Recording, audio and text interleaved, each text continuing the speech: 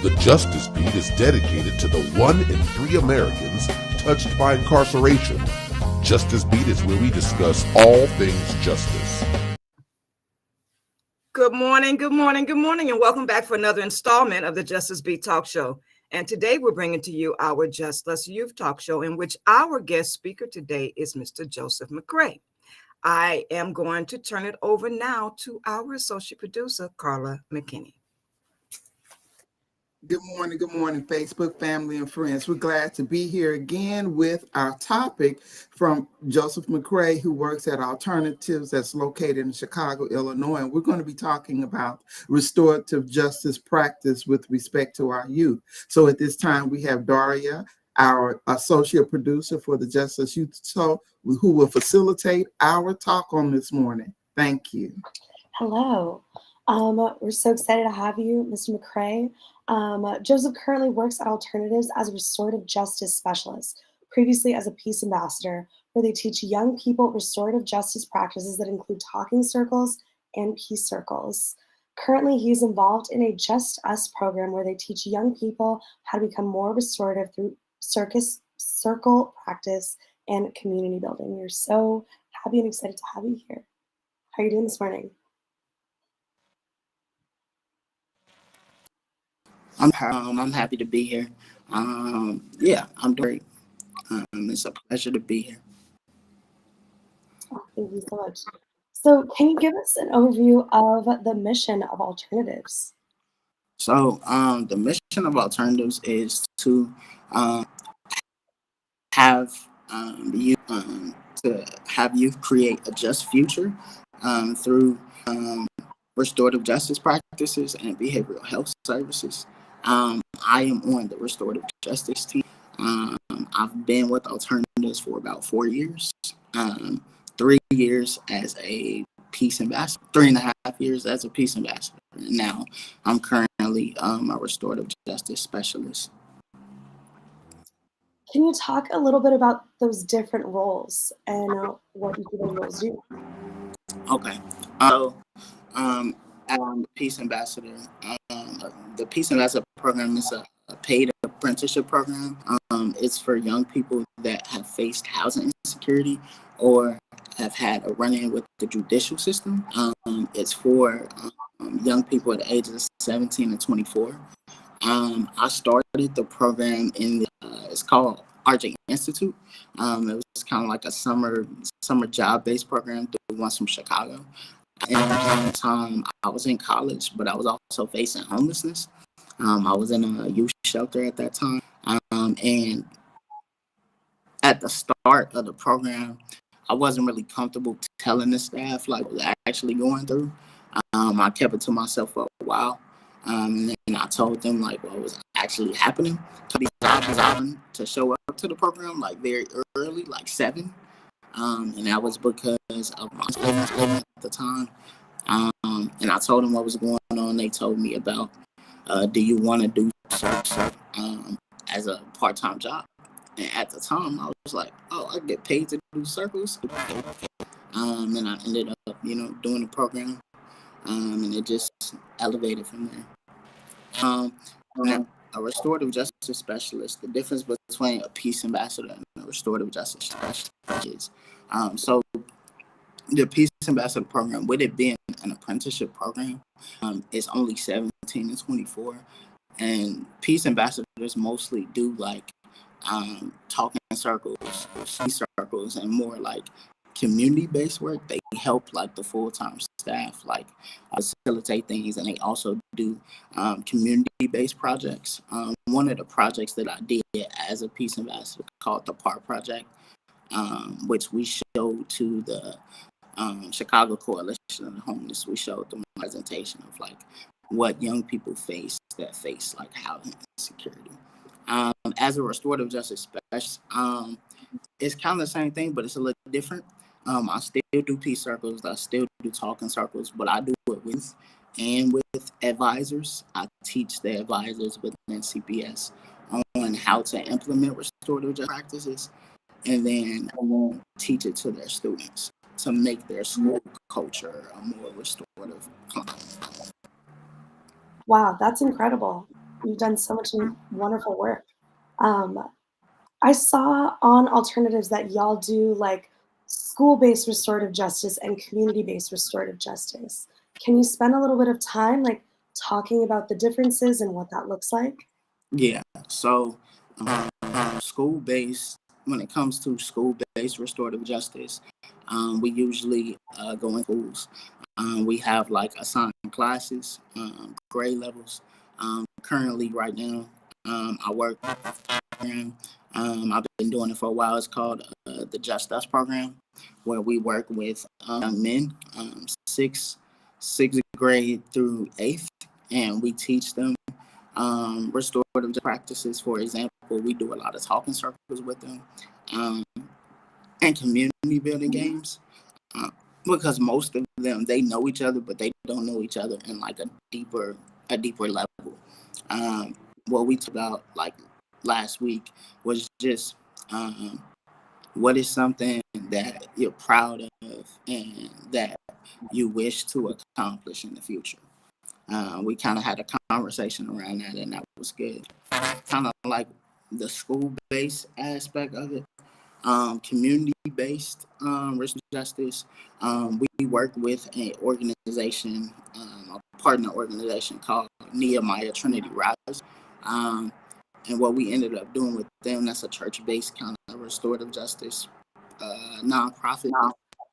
And what we ended up doing with them was we did a community cleanup and also like a community-based like circle with people from the community to just talk about issues that were going on within the community and what could be a possible solution to those issues. Wow. I wanted to know, can you describe restorative justice philosophy in your own words and what that means to you? Sure. So the way I would describe restorative justice practices in my own words is to right a wrong that has been done to you through getting to the root cause and working your best to repair the harm and prevent it from happening again. That's what I was trying to answer, but yeah. Mhm. So who are your participants mainly, and how do you find your participants? So within the school system is more so the school contacts us and they cuss with a need. I say like, okay, these students, we want to implement restorative justice practices in the school because the school climate right now is very punitive. Like for instance, I work in a school called Revis, and the school culture, the school climate is very punitive. The students, they get yelled at a lot. And when we come into the schools to do our classes, which is like 1 hour with the 6th through 8th graders, they're all on different days. We try not to. We don't come into the school space to be punitive. We try to show them a different alternative to punishment and to like when it comes to doing harm to others or even to the staff, we try to address it in a more restorative way. First of all, you need to have accountability when it comes to racial justice. You got to be accountable to the harm that you may have caused or the part that you play in a harm occurrence. Try to just have a conversation with them instead of yell at them and make them feel bad because they made a mistake or they did some type of harm. Expanding further, can you talk more about what the content of these classes look like, particularly peace circles? Okay, so in a peace circle, it's very different talking circle in the sense of it still has the same guidelines. Like every talking circle, every piece has the same guidelines, which are honor the talking piece. That means whoever has the talking piece, that's the only person that's speaking. Speak and listen from the heart. That basically just means being authentic to yourself, and speaking from your own perspective. Confidentiality, what's said in circle stays in circle. What's learned in circle can leave circle. And then sharing is voluntary. Like we make sure we say those guidelines when we start circles, because we're not forcing anybody to share that is not comfortable. But peace circles are it's usually requested from the school if a harm has been caused. Let's say 2 kids fight and 1 kid got their nose busted. I know that's an outrageous example, but I'm just giving an example. Let's say a kid got their nose busted, right? They would contact us and ask us, can a harm be caused? We would like to hold a peace circle. Can you all facilitate? I've been in a peace circle recently. It's very different than a talking circle, just because it's more so have to get to what was the conflict, what led up to it, and what was the cause of the conflict. So we had a situation recently where it was a high school and an 8th grader. The high schooler fought an 8th grader, and they him and his friends jumped on this 8th grader. And during the peace circle process, we had to ask, the kid. I don't like saying kid, but we had to ask the youth, like, what happened, what led up to it, and what part did you play in this conflict? Because it all stemmed from social media, so we had to keep on asking questions in terms of getting like the full story. And the interesting thing about peace circles is that if 2 parties, they get into a scuffle or a conflict, both parties do not have to be present for the process to be. If one party says like, okay, I don't want to do a peace circle, then that's totally fine. We respect that. And the other person says, I do want to kind of resolve this. I want to get out what I need to get out. We will still have the process. And then at the end of a peace circle, we would have them come up with agreements in terms of what are they going to do moving forward with this person that they may see daily basis, and how they can hold themselves accountable for their actions or how they interact with this person. So it's basically agreements that they come up with. We write them down, and then we kind of out, and we have them sign it. So it's basically like, okay, you made this agreement, you made this contract to say you're gonna do this when it comes to this person. You gotta hold yourself accountable to it. I gotta get them to have an accountability partner that can't hold them accountable to what they agreed upon. Long answer, but No, I'm so curious about the process. Excuse me. So, considering the fact that, both parties don't necessarily have to be present to do a peace circle, how do you navigate kind of the resistance maybe about participating, especially when restorative justice involves taking accountability? So for me, the big thing about restorative justice, and when it comes to peace circles, we make sure that we have a phone call or we talk to the parties involved before the process begins, because we want to let them know like what this process will actually entail, because most people don't know exactly what a peace circle is. So we try to make sure that we people a heads up, like, okay, this is what the peace circle process is going to look like. This person will be a part of the circle. And the reason we tell them that is because we don't want to have them caught off guard. If like that they had an issue with or a conflict with, and then they come into the peace circle and they like, oh, I didn't know this person was going to be here. And then it causes another issue. So we just want to make sure that we ask them like, okay, are you okay with this person being in a circle? And this is what the peace circle process will look like. And we also ask them their needs, like what is something that you need in order to participate in this process or feel comfortable in this process. Sometimes, students say, oh, I'm gonna need snacks, or I want to go to a room that got couches. I feel good if I'm in that type of space. Oh, can music? It's a lot of different things that we try to ask them to make sure that we meet their needs as much as in terms of that process. That's amazing that you guys are so accommodating in, creating a safe space for them. Can you talk a little bit about other challenges that you experience when facilitating restorative justice practices? I would say the biggest challenge is resistance.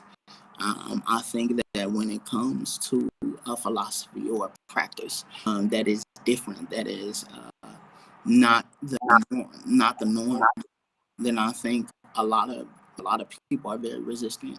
Um, in my time at alternatives, I've done trainings with people who were very resistant.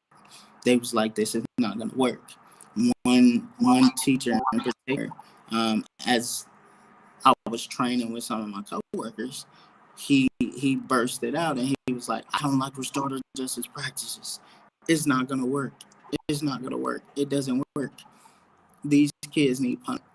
And we pushed back on that because it was like, okay, let's say you do punish them, right? They come back to your class, they still the same way. We got to get to the root cause of that issue. It's not just as simple as, okay, this kid is misbehaving in my class, I'm going to kick that kid out, and now the misbehavior is going to stop. That's not true. I think you have to get to why is this kid misbehaving? Why is this kid acting out in your class? And most of the time, when you really get a chance to talk to the young person, you're able to get things that they wouldn't have gave to the teacher because of the teacher's attitude and the way they go about things. Because most of the time, like, kids could be going through housing insecurity, food instability, bullying, anxiety. A lot of different things can play a factor in why a kid is misbehaving in class. I think when you're punishing somebody and you're saying, okay, I'm going to kick you out of class, or I'm going to suspend you because you don't know how to behave, I think you're putting a Band-Aid on an open wound, and it does more harm than it does. Yeah, I couldn't agree more. There's so many layers to why kids act the way that they do, and why they maybe asking for help, right? In your experience, what are some other reasons or maybe themes that you've noticed as to why kids may be acting out in class, and how do you educate administrators or teachers? Um, so another thing that I find in terms of young acting out and why they may be misbehaving in class is because the content's boring to it. It's no relatability. Secondly, it could be that it's a lot going on in their personal life, like gang activity, family member passing away, parents that are, neglectful. It could be a lot of different things. Because when you get a chance to talk to the person that is acting out, you hear a lot of things when you're able to listen to understand versus listening to mind. I think a lot of teachers, when it comes to young people, they listen to respond versus listening to understand.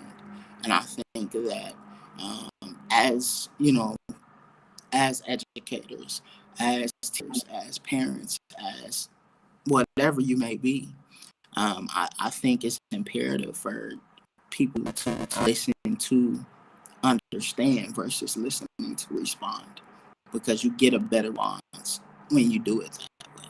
And that's what I've experienced, like when it comes to, and that's what I try to give to administrators, teachers, and advisors. That's what I try to tell them, because a lot of older teachers, they have old school mindsets, and I do try to, like, you got to be open to change. You got to be open to different ideas, because obviously your idea or the way you want to do things isn't working because the kid is not receiving it. So yeah, that's what I.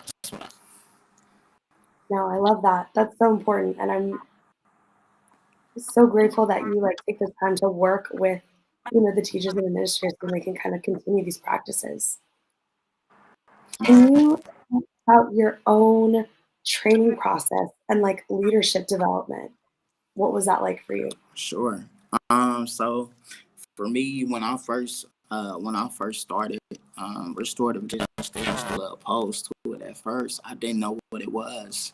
I was a little nervous. My first goal was actually I was in, I believe it was 2013, 2014, somewhere around there. I was young. That was my first circle I ever experienced. And it was a lot of people. It was like 10 of us, including me. And we were all strangers. We never met each other. And this was at Alternatives. This was at the original location that was. We have a South Side building now. We used to have 2 buildings, but we sold the North Side building. Anyway, so this was the North Side building. I did a circle for the first time, and we were talking. We were vulnerable. Like, we talked about things we never told anybody. I shared things in front of strangers that I never told anybody. And the space just felt safe. I cried, and I'm not going to lie. When I first did the circle, I'm like, oh, I see everybody next to me crying. I'm like, oh, I'm not crying. I don't know what's going on, but I ain't about to cry. And I cried because it was so many things that people said that resonated with me. And it was one thing in particular, this young lady said that was sitting next to me, and I related to it so much. And it made me emotional, but it felt good though. It felt good to let out my emotions in a space where I wasn't going to be judged for it. Because you can't find a lot of spaces like that in Chicago. If you cry, the first thing you do when you're around, when people are around, they may make fun of you. So Alternatives was that space where I was like, okay, cool. And I signed up for the RJ Institute program, and then I fell in love with the practice. I wanted more, and it just kept going from there. And I got hired on as a peace ambassador. Did that for 2.5 years. Eventually, applied to be full-time at Alternatives as an RJ specialist because I really got the work. I care about people, and I care about the students. I want the world to change. I think we can't get anywhere if the world stays the same the way it is. With punishment being the only solution to difficult people that may be deemed as difficult people, or people that has behavioral issues. You have to do something that's actually going to work, that's actually going to be fruitful. And I honestly think punishment is not that. So yeah, that's what I'll say. I know that was a long answer. No, I love it. What a therapeutic and transformative experience that you had. With all this work that you're doing, your own personal work, as well as helping others navigate this healing process, how do you move through and take care of yourself? Doing that emotional work, right? It can be really draining. I'm gonna be honest. The way I get through it, the way I take care of myself is through prayer, being leaning on the God, just really getting to know other people. Community building is really important, and that's something I strive to do. Also, in my personal life right now, currently, I am going to implement a restorative justice program within my church. And the reason I wanted to do that is because of the work that I've been doing for the last because I think not just the school systems, but I think every system to get restored. Everybody everybody should learn how to implement restorative justice practices just in their professional lives, but also in their personal lives, because I think that we get to a point where we can do that, relationships will be restored that people never thought could be restored. And it's all about a person being willing to, implement that. So, there was a long answer too. I say long answers. No, please don't apologize. Love hearing about your experience and your view around all this. It's incredible. We are just about to take a quick commercial break. I would love to follow up more with your experiences with the church and how you are going to implement that Okay. after the break. For sure. Producing Next Generation Media Internship Program, designed for undergraduates, postgraduates, unemployed, dislocated workers, and WIOA participants. Our program offers remote virtual work experiences, qualifying as approved individualized career services.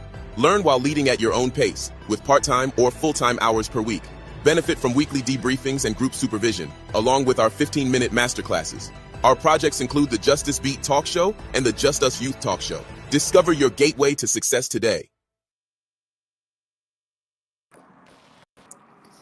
Welcome back. Welcome back. So I'm so curious. That's amazing that you're going to implement it with your church. What do you hope that looks like? So for me, I hope that us being more united, not as a church, but us getting to know other people within the community and bringing them on to restorative justice practices. Because in my experience, when people ask what I do for my job, I say, oh yeah, I do restorative justice work. And most of the time they like, what is that?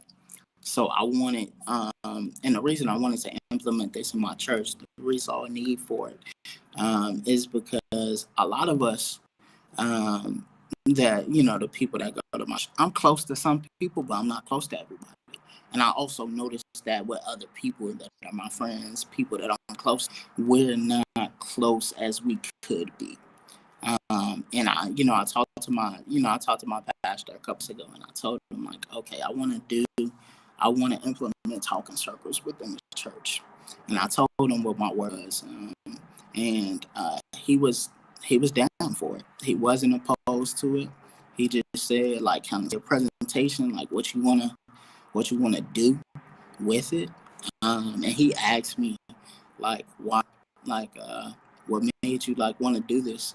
I said, because it was something on my heart to do. Some I've never really seen in that type of space. Because circles can help anybody, especially, the church. It'll give us where we're able to have conversations. We're able to connect to each other deeply and organically, and it's not sugar-coated. People are not going to be afraid to, be themselves, talk about things that are on their mind, that are on their heart. So yeah, that's kind of what it looks like. I want to kind of do it once a month, and if everything goes well, twice a month, and then open it up to the community, the city of Chicago, so we can, tackle some issues, talk about some things that people don't really talk about, or they keep to themselves, which I don't think is healthy. I think us as human beings, we need to let out things that are bothering us. We need to let out things that we're happy about. It's not healthy to keep everything in. And that's something I've learned over, the last 5 years. So yeah, that's what I'll say. I love it. Big dreams. I can't wait to see it. For sure. Yeah, I may make a nonprofit out of it. Who knows?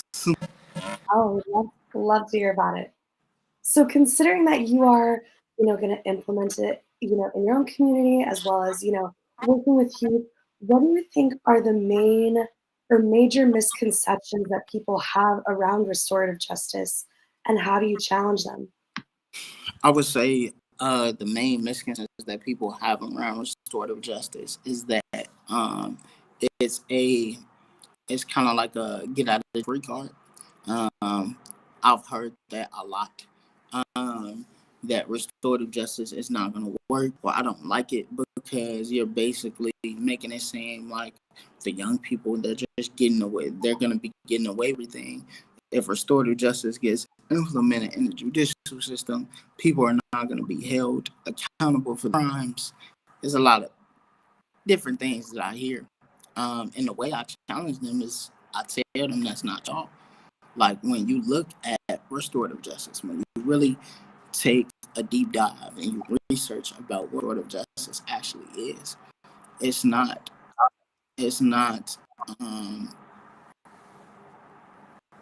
free of consequences. That's not what it is.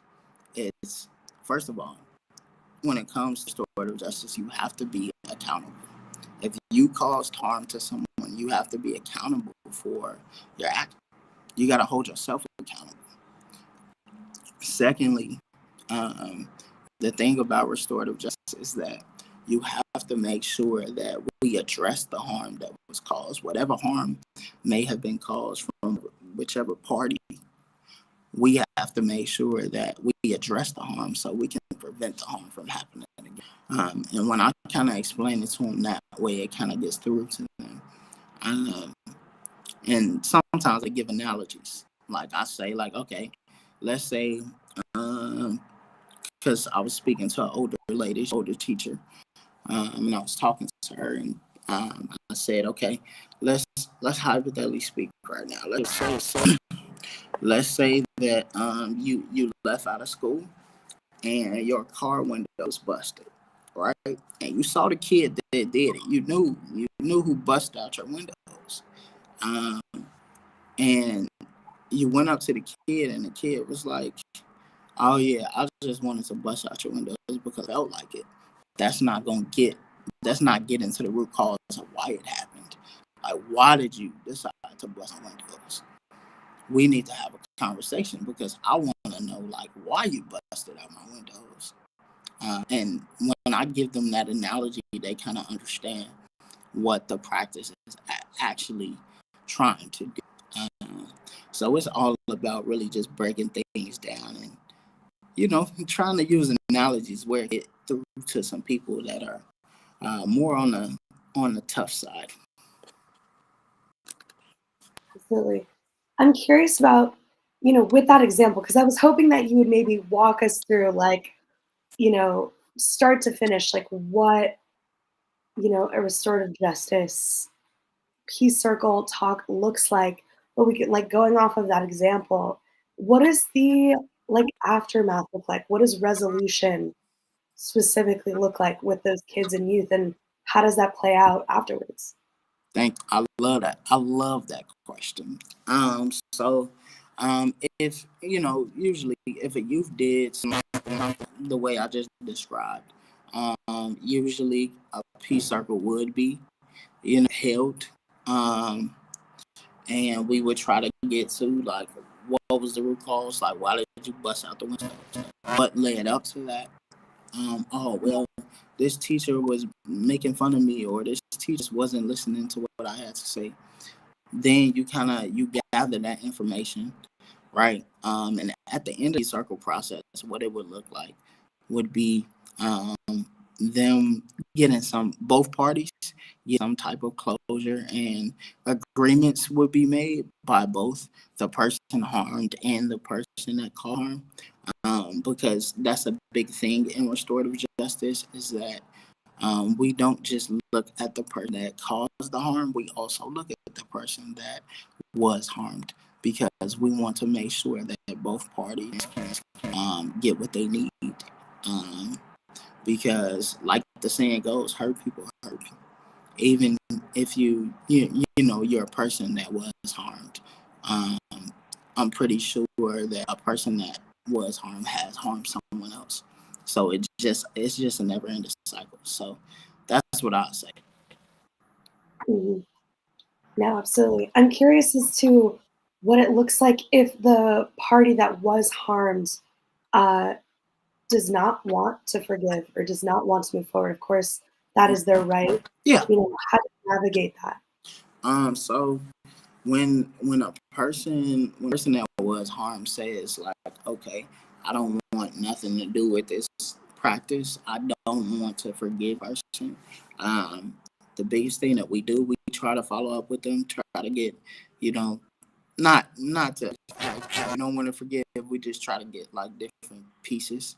Um, we request it and deny it, and we move forward. Now, if the person that caused the harm does want and does want to kind of continue the process, then we would have a restorative conversation with that person, and have that person, come up with agreements on what they are willing to hold themselves accountable to. I hope that answered your question. Yeah, no, absolutely. I'm curious as to, can you give some examples about what common agreements look like for both parties that Yeah. you've noticed with your themes? Yeah. So we usually call it smart agreements. So for instance, for example, with the piece that I recently participated in, the young person, what we came up with is we asked them, do you agree if you see this person that you fought, I will not, you know, so basically what the agreement was for him was, I will not engage in trying to fight this person.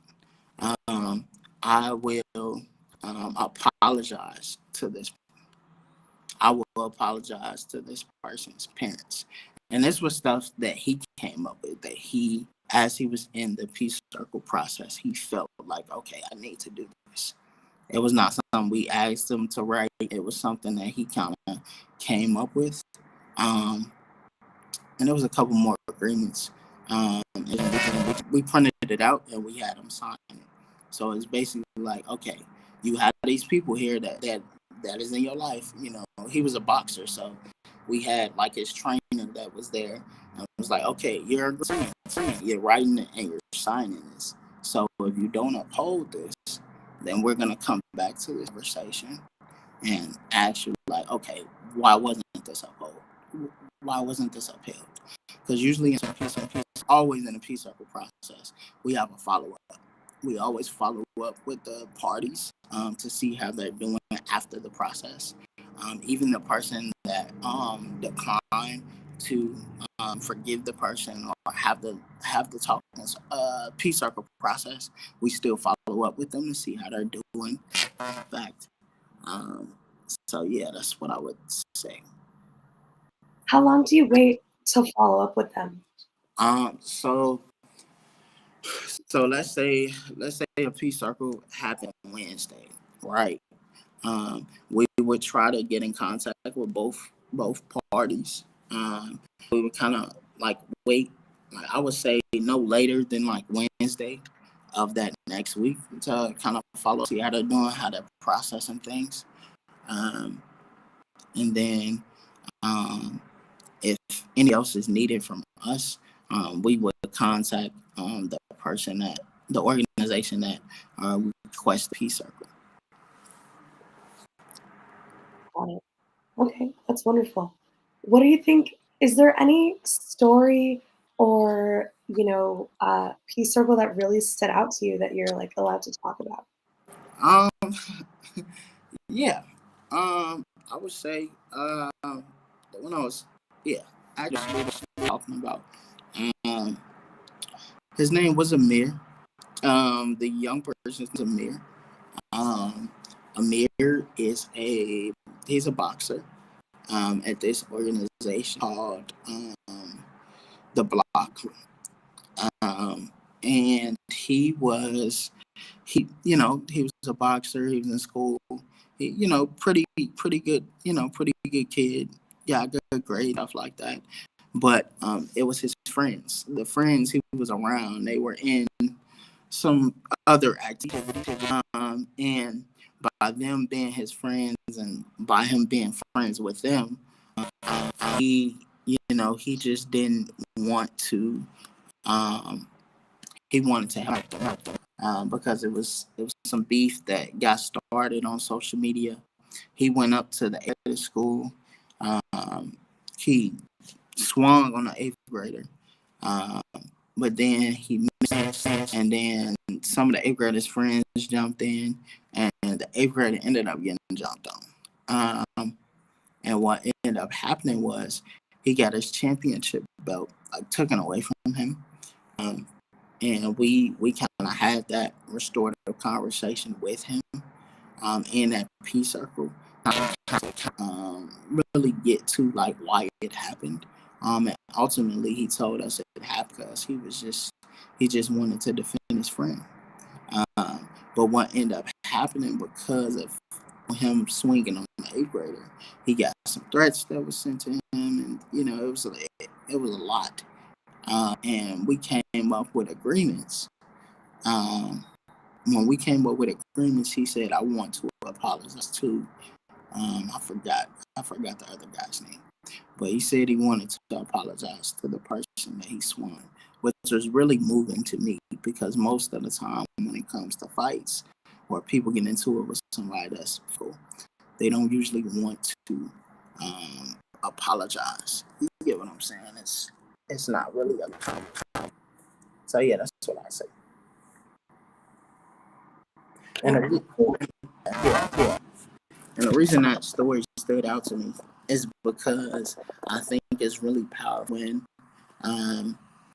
someone that caused harm is then remorseful and forgiving. I think it's very powerful, and I think that is like the root to restorative justice and also like being accountable. So yeah, that's what I would say. That's beautiful. I love that. So, what would you say are the most rewarding aspects of your role? I would say the most rewarding aspect is to really help my community be better than we ever could be. I mean, when I say community, I'm talking about the people. I live in South Shore. It's a neighborhood like East Side. So I would say not just the South Shore community, but the whole community as a whole. I want them to be the best people that they can be. Secondly, I love being able to serve young people and teach them the other ways to deal with conflict other than being using your fist or being violent. It's other peaceful ways to get your point across than doing it the punitive way. And then lastly, I would say just being able to have peace within myself as I go through this practice. So yeah, that's what I would say for myself.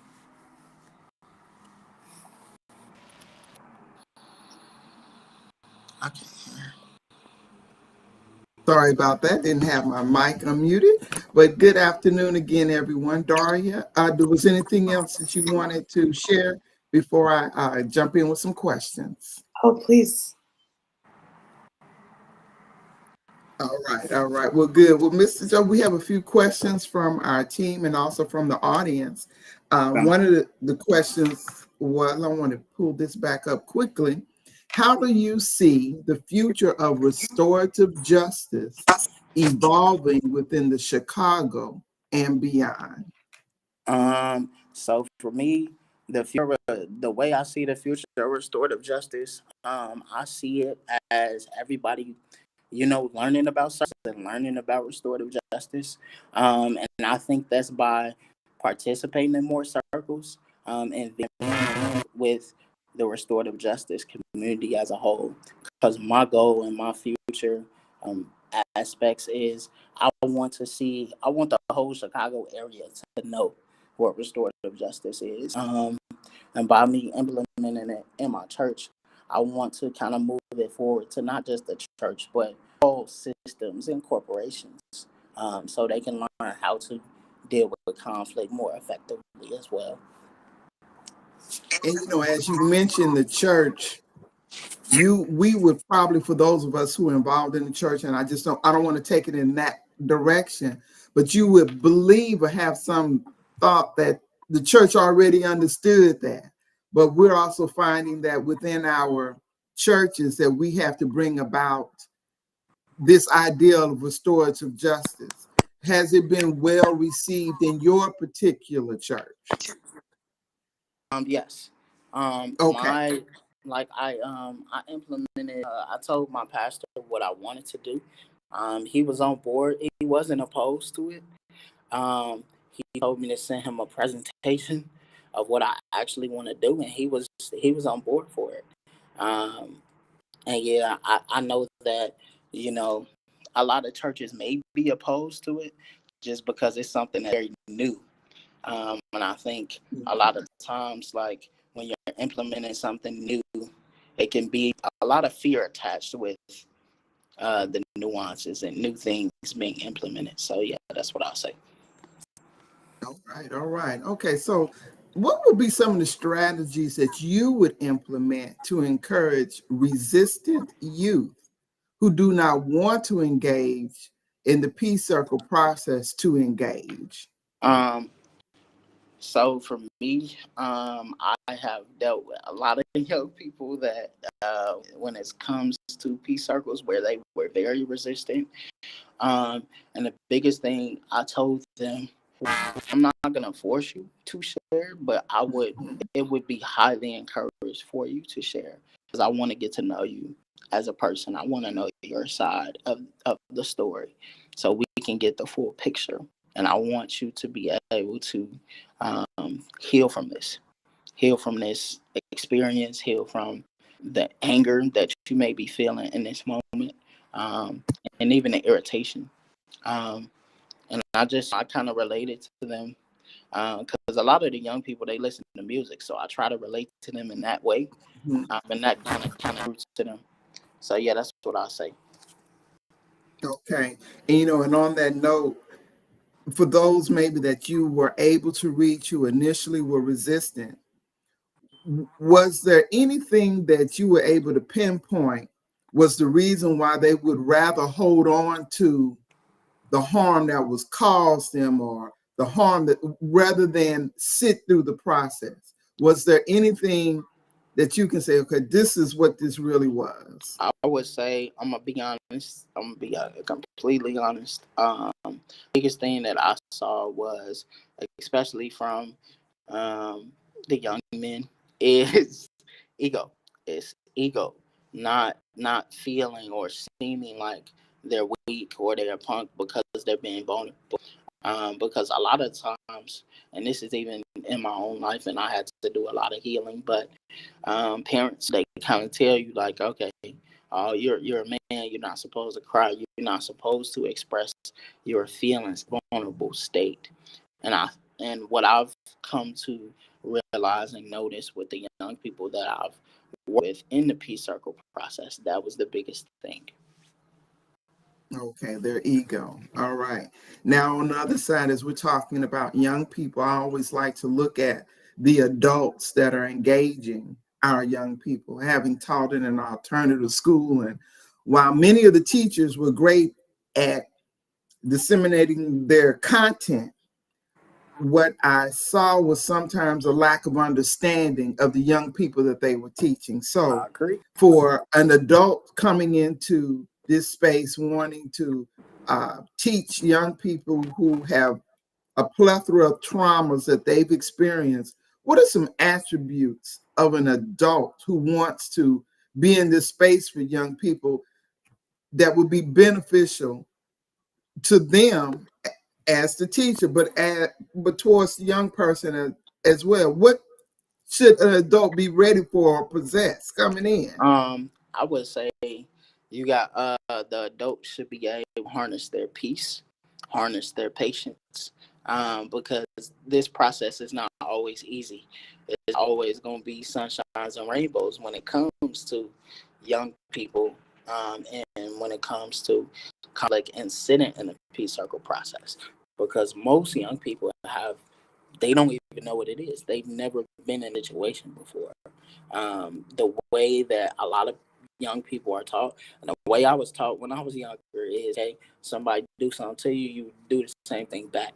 So being introduced to this new method of dealing with conflict and dealing with your anger and dealing with your feelings, it could be scary for the young person. And I would just preference any adult when it comes to dealing with a young person that may be very agitated or annoyed. You want to be patient. You want to be peaceful. You want to ask, like, what are your needs? Like, what do you need right now? What do you need in this moment? And that's something that I try to make sure that I ask when it comes to students, but the young people that I have worked with in peace circles. So yeah, that's what I say. Right, because we had a question here and you kind of already spoken to it. They said, initially, if you want to build trust and positive relationships with the young people, how might that happen? So I've heard peace, I've heard patience, and you also said finding out what the young person needs. Is there anything else that you may want to add to that? Or do you think that kind of sums it up? The other thing I would add to that is love.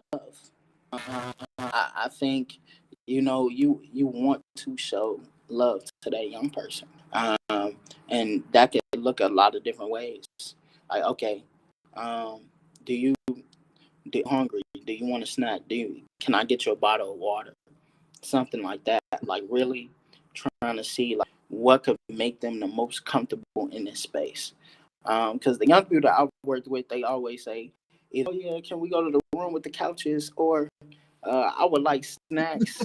So just try to make sure that you're trying to accommodate their need.